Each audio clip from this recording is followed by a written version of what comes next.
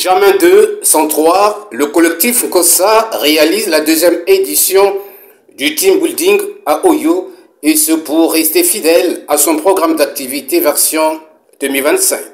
C'est pourtant ce vendredi 3 octobre 2025 que les membres de ce collectif ont pris d'assaut dans la matinée l'aéroport Agostinho Neto de Pointe-Noire pour prendre le vol régulier de Canadian Airways Congo en direction de Brazzaville.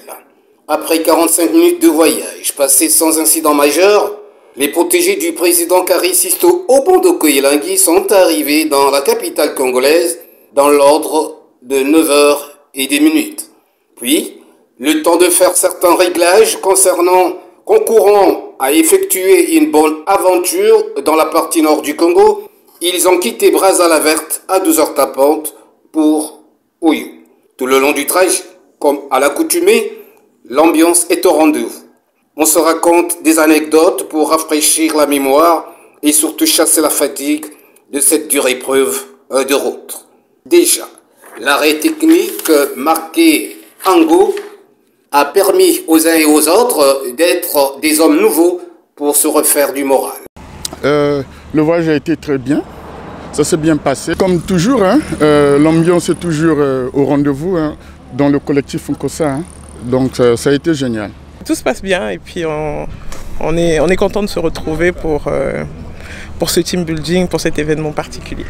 Ça nous permet de se familiariser, de se connaître mieux.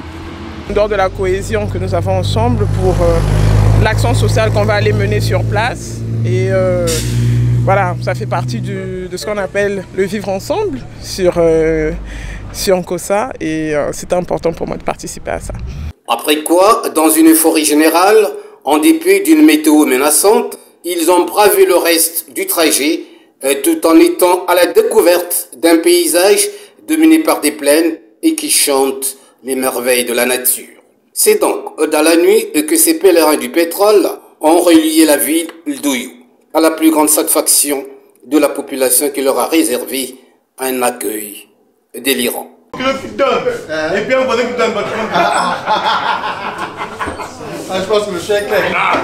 Après 7 heures de route marquée par une ambiance à casser les vitrines, le collectif Nkossa, conduit par son président Kari Sisto Obondoko Elangui, est finalement arrivé dans le coup de 19h à Oyo, sous les feux de sirènes du fleuve Alima.